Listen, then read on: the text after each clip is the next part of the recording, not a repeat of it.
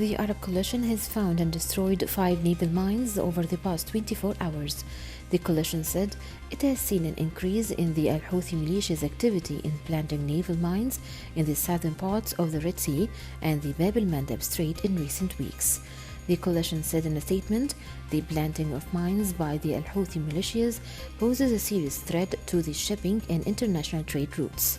On December 25th, a naval mine planted by the Houthi militia hit a commercial cargo ship in the southern Red Sea, leading to minor damages.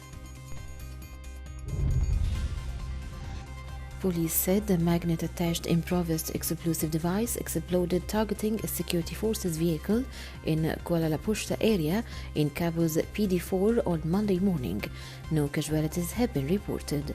The blast came days after 4 explosions rocked Kabul on Saturday, killing 4 people, including 2 security forces members, and injuring 6 others. The blast, which occurred within 3 hours, caused panic among the people who have been witnessing similar incidents nearly every day over the last few weeks. Bangladesh will move a second group of Rohingya refugees to a low-lying island in the Bay of Bengal on Tuesday, officials said, despite calls by rights groups to stop their relocation on safety grounds. According to officials, more than 1,100 Rohingya refugees, members of a Muslim minority who have fled Myanmar, will be moved from a refugee camp near the Myanmar border to Bhasan Char Island. Authorities moved the first batch of more than 1,600 early this month. South Korea logged its millionth case of COVID-19, and South Korea on Monday became the latest country to detect the new coronavirus variant as the pandemic showed no signs of letting up. Global infections have raised past 80 million with nearly 1.8 million deaths, even as vaccination drives gather pace in North America and Europe, with a top US expert warning that the pandemic might get even worse in the coming weeks. The explosion of cases worldwide in recent weeks has prompted the return of many unpopular restrictions, including some lockdowns, and concerns have grown after the detection of a new virus variant experts believe could be more transmissible. Health authorities said Monday 3 cases of a particularly infectious coronavirus variant that recently emerged in Britain have been confirmed in South Korea. According to the Korea Disease Control and Prevention Agency, the 3 individuals are members of a London-based family who arrived in the country on December 22nd. The new strain of the virus emerged earlier this month in Britain and has already reached several European countries. The United States surpassed 19 million coronavirus cases Sunday.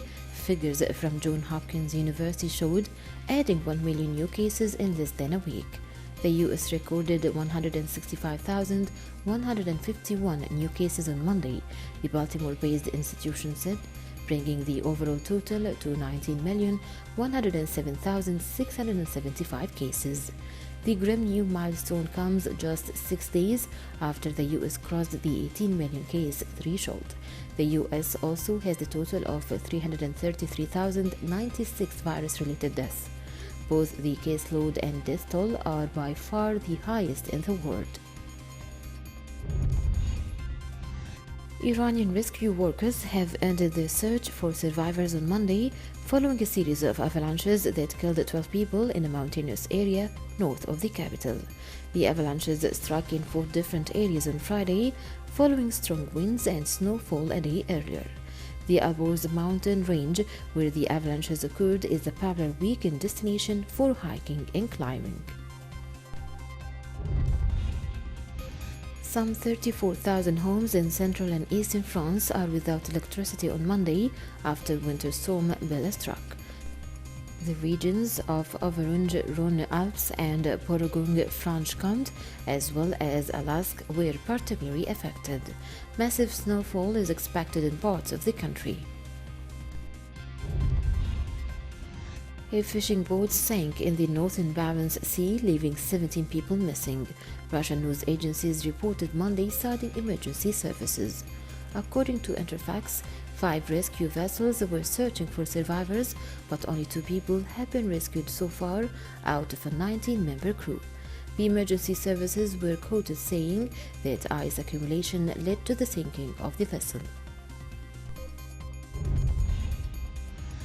U.S. West Texas Intermediate and International Benchmark Brent crude oil reiterated last week as the firmer U.S. dollar contributed to the weakness in demand for the dollar-dominated asset. Based on the price action the rest of the week, Monday's sell-off represented a knee-jerk reaction to the virus news rather than the start of a change in trend. This assessment became more evident on Wednesday when oil prices rose more than 2%, boosted by draws in U.S. inventories of crude, gasoline, and distillates that lifted investors' hopes for some return in fuel demand. After delaying for nearly a week and under pressure from all sides, U.S. President Donald Trump finally signed a massive $900 billion stimulus bill Monday in a long-sought boost for millions of Americans and businesses battered by the coronavirus pandemic. The package providing coronavirus emergency response and relief is part of a larger spending bill that, with the president's signature, will avoid a government shutdown on Tuesday. For days, President Trump refused to put his signature on the relief package approved overwhelmingly by Congress following months of negotiation, calling it a disgrace. According to media reports on Monday, the Kingdom of Saudi Arabia is extending its ban on international flights and will keep its borders closed for another week. The kingdom had closed its air, land, and sea borders a week ago over concerns about the spread of the new strain of coronavirus.